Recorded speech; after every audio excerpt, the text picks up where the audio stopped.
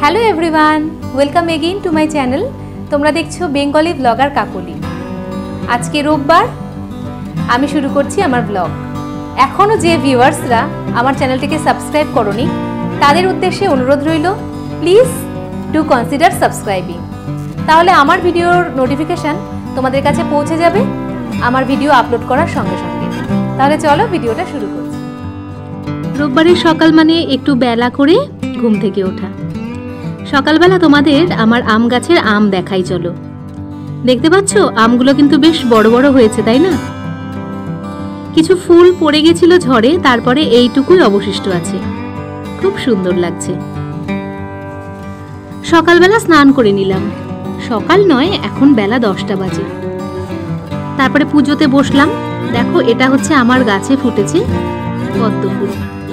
শরৎকালে পদ্ম ফোটে তো, কিন্তু আমার গাছে বসন্ত অর্থাৎ চৈত্র মাসেও পদ্ম ফোটে। জবাগুলো আমার গাছে।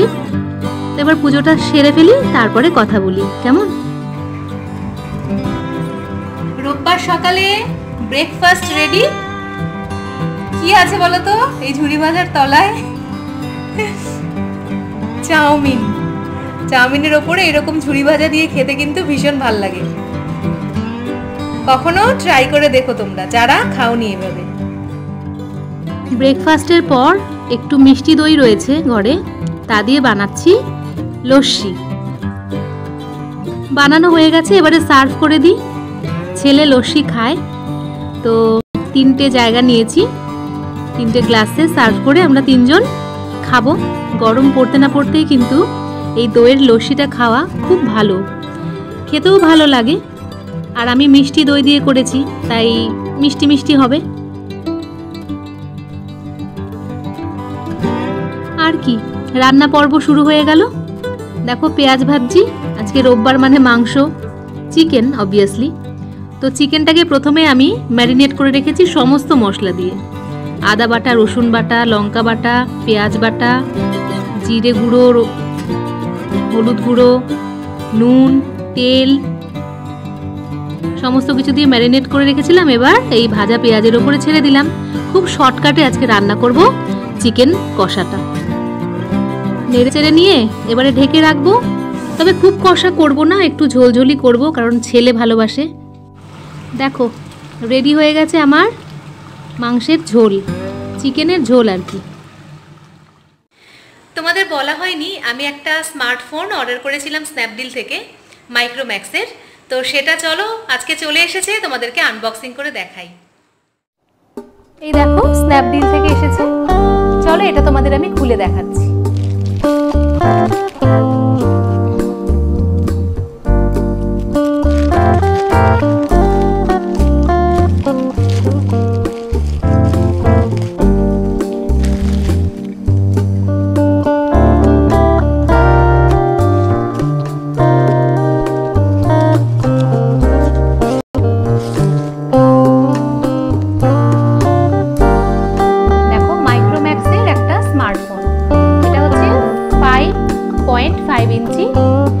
আর 13 megapixel rear camera, 5 megapixel front camera, আর এটা হচ্ছে 1 GB and 8 GB RAM and ROM. তো এই হচ্ছে মাইক্রোম্যাক্সের এই ফোনটা। তো চলো তোমাদের খুলে দেখাই।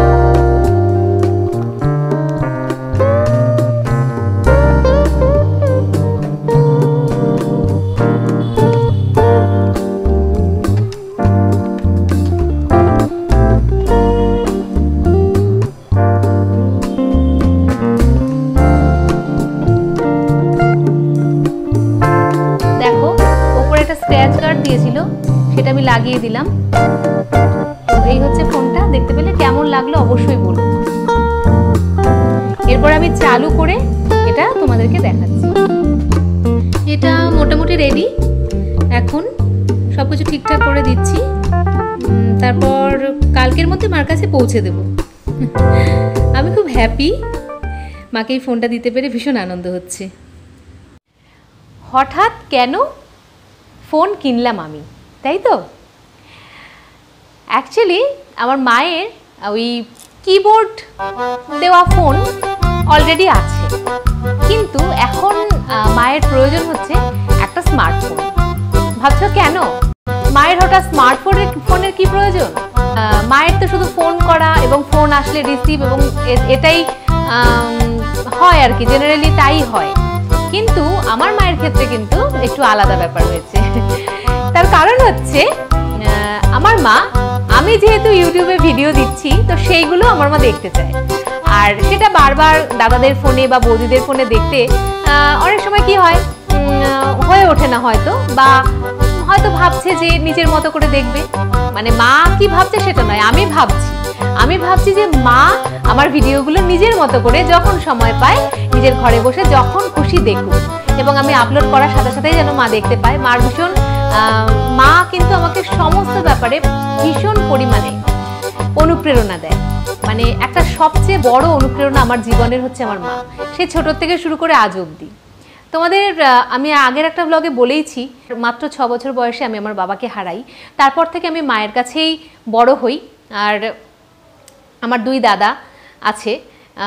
তবে মা যে আমার জীবনে কি সেটা আমি তোমাদের বলে বোঝাতে পারবো না। সবার কাছেই সবার মা অনেক কিছু, কিন্তু আমার কাছে আমার মা, আমার বাবাও এবং মাও। তো এছাড়া ছোটোবেলার থেকে আমার মা আমার লেখাপড়া থেকে শুরু করে সমস্ত কাজে ভীষণ সাপোর্ট করে। প্রত্যেকটা কাজকে একদম কি বলবো, এরকম ব্লাইন্ডের মতো সাপোর্ট করে, যে আমি যাই করি না কেন, যেটুকু করি না কেন, আমার মা কিন্তু সমস্ত কাজকে ভীষণভাবে অনুপ্রেরণা দেয়, মোটিভেট করে। তো আমার এই ভিডিও করার ক্ষেত্রেও আমার মা কিন্তু অনেকখানি আগ্রহী এবং ভীষণ খুশি আমার ভিডিও দেখে। তাই আমি চাই যে আমার মা বসে বসে নিজের ফোনে আমার ভিডিওগুলো দেখুক। তো এই কারণের জন্যই মাকে আমার এই এক্সট্রা ফোনটা দেওয়া। মাকে দিয়ে মা যতটা না খুশি হবে তার থেকে অনেক বেশি খুশি হচ্ছে আমি, যে আমার ভিডিওগুলো মা দেখতে পারবে। দেখলে আমার মায়ের জন্য আনা মাইক্রোম্যাক্স মোবাইল ফোন আনবক্সিং হয়ে গেল। তো সেটা এখন মোটামুটি সমস্ত কিছু আপডেট করা হচ্ছে, অর্ক করছে বসে বসে।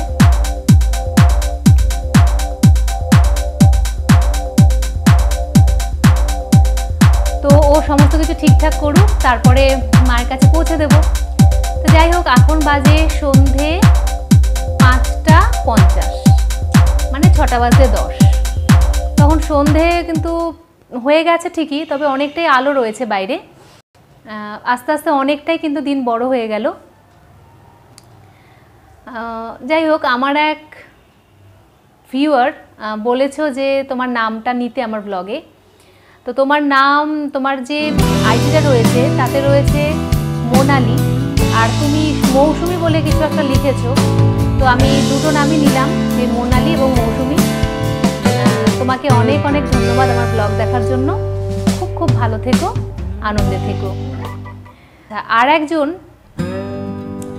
বলেছো যে খুব অয়েল কম দিয়ে আমি রান্না করি, সেই কারণে দেখতে রান্নাটা ভালো হয়নি।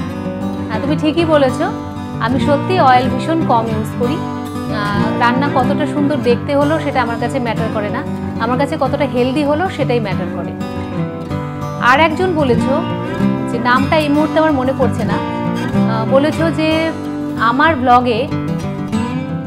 ব্লগটা দেখেছো এবং দেখার পর কমেন্ট করেছো যে আমার ব্লগে স্পেশাল কি আছে, তেমন কিছু তোমার চোখে পড়েনি।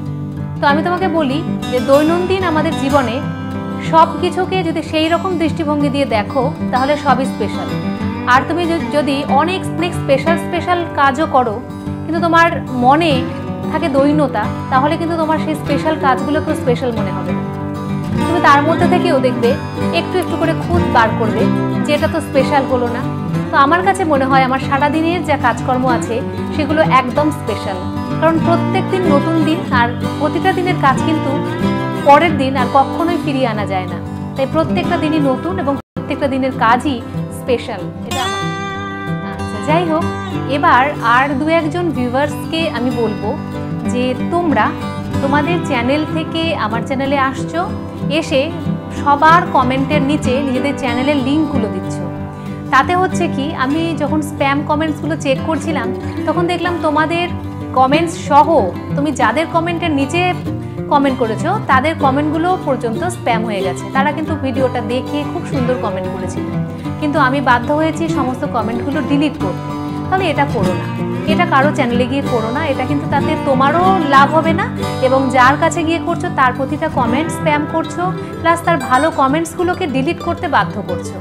তো একবার স্প্যাম হয়ে গেলে সেগুলো তো ডিলিট করতেই হবে, সেই কারণে তোমরা এগুলো করো না। আর যারা বলছে যে হ্যাশট্যাগ দিয়ে নিজের নাম লিখে যদি কারো কমেন্ট বক্সে পুট করে দাও কারো কমেন্টে, তাহলে নিজের চ্যানেলে প্রচার হবে, এটা একদম ভুল। সেই লিঙ্কগুলো কিন্তু সমস্ত স্প্যাম বক্সে চলে যাচ্ছে। এটা আমি এই কমেন্টসগুলো দেখে আমার এক্সপিরিয়েন্স থেকে বলছি। তাহলে প্লিজ এই ধরনের কাজ করা থেকে তোমরা বিরত থাকো, তাতে তোমাদের চ্যানেলেরও ক্ষতি হবে, আর আমার চ্যানেলে এসে কমেন্টস করছো মানে আমার চ্যানেলেরও ক্ষতি হবে। নিজেদের চ্যানেলগুলো সবাই আমরা চাই খুব ভালোভাবে গ্রো করুক। তার জন্যে আমি একটা কথা তোমাদের বলতে চাই, এটা কিন্তু আমি ইউটিউবারদের উদ্দেশ্যে বলছি, যে চ্যানেল বড় করার বা কোনো কাজই বড় করার ক্ষেত্রে বা উন্নতি করার ক্ষেত্রে কোনো শর্টকাট মেথড হয় না, অর্থাৎ সাকসেসের কিন্তু কোনো শর্টকাট হয় না।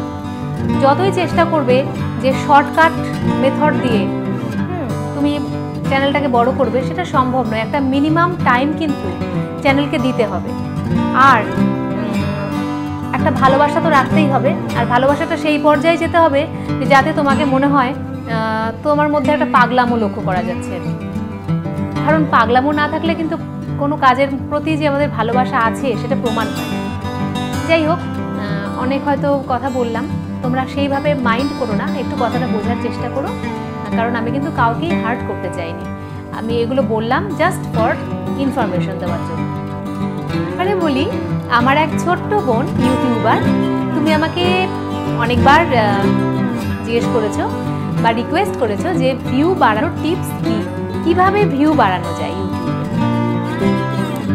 তুমি সত্যি একটা ছোট্ট বোনের মতো আমার। তো তোমাকে আমি বলি যে ভিউ বাড়ানোর জন্য কোনো আলাদা কিছু ম্যাজিক কিন্তু নেই। হ্যাঁ, তো ভিউ বাড়ানোর জন্য যে জিনিসগুলো একান্তভাবে প্রয়োজন সেগুলো যদি পয়েন্ট করে বলা যায়, তাহলে প্রথমে আসছে good content, then continue publishing, তারপর ভিউয়ার্সদের সাথে সুন্দর রিলেশন তৈরি করা। অর্থাৎ আমি চাইলেই কিছু প্রসিডিওর করে ভিউ বাড়াতে পারি না। ভিউ বাড়ানোর জন্য যেভাবে একনিষ্ঠতার মাধ্যমে ইউটিউবে কাজ করে যাচ্ছ, ঠিক সেইভাবে করে যাও। আর আরও অনেকটা ভাবনা চিন্তা করো যে কিভাবে ভিডিওটাকে আরও সুন্দর করবে। আমার মনে হয় ভিউ বলো, সাবস্ক্রাইবার বলো, ওয়াচ টাইম বলো, সব কিছু বাড়ানোর একটাই মূল মন্ত্র, সেটা হচ্ছে ভিডিওর কোয়ালিটি ইমপ্রুভ করা আর ভিডিওটিকে সুন্দর করে প্রেজেন্ট করা।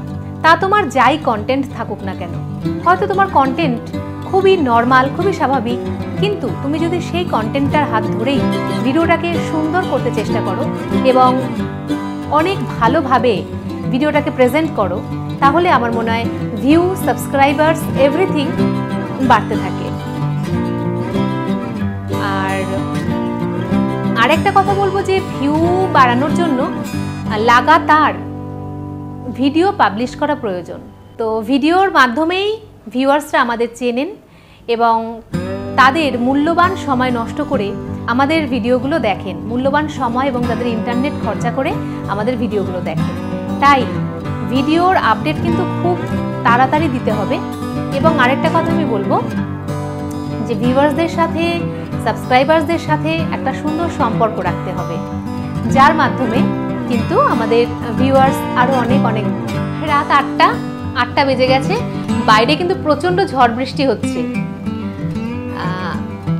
আমি দেখেও ছিলাম গুগলে যে ঝড় বৃষ্টি হবে, তো সেটা একদম ঠিক হলো, ঝড় বৃষ্টি হচ্ছে। আর বেশ ভালোই লাগছে ওয়েদারটা, খুব গরম পড়েছিল একটু, তো সেই কারণে বেশ এই ঠান্ডা হাওয়াটা আসছে আর ঝড়ের বাতাস বইছে, বেশ ভালো লাগছে। তবে খুব বাজ পড়ছে, এটাই যা একটু খারাপ ব্যাপার আর কি, কারণ আচমকা এরকম বাজ টাজ পড়লে একটু মানে অনেকেরই অনেক সমস্যা হয়, প্রবলেম হয়। এছাড়া টিভি, ফ্যান এগুলো সার্কিট ওটার সময় কিন্তু কেটে যায়, তো এই একটা দুশ্চিন্তা। ফ্রিজ, হ্যাঁ, তো এছাড়া আর সব ঠিক আছে। তবে এখন কিন্তু আস্তে আস্তে বৃষ্টিটা একটু ধরে এসছে, ঝড়টা একটু আগেই কমে গেছে। তো এই এখন 8টা বাজে, তাহলে ছেলে কম্পিউটারে বসে আছে, ছেলে কম্পিউটারে বসে বসে আমার জন্য একটা চ্যানেল আর্ট করছে। মানে দেখে থাকবে তোমরা, আমার চ্যানেলে কিন্তু কোনো চ্যানেল আর্ট নেই, শুধু প্রোফাইল পিকচার আছে। তো আমার ছেলে অর্ঘ, ও এখন বসে বসে আমার জন্য চ্যানেল আর্ট করছে। তো সেটা আমি নিশ্চয়ই খুব তাড়াতাড়ি আপলোড করতে পারবো, আশা করছি। তাহলে এই পর্যন্তই রাখলাম আমার ব্লগটি। হোপ যে তোমাদের ভালো লেগেছে, আর যদি ভালো লাগে তাহলে এইভাবেই আমার সঙ্গে থেকো, আর ভিডিওটাকে একটু লাইক করে দিও, আর কমেন্ট করো তোমাদের মতামত, আর কি কি দেখতে চাও আমার চ্যানেলে। তাহলে আজকের মতো সবাইকে বিদায় জানাচ্ছি। সবাই খুব খুব ভালো থেকো, আনন্দে থেকো। টাটা।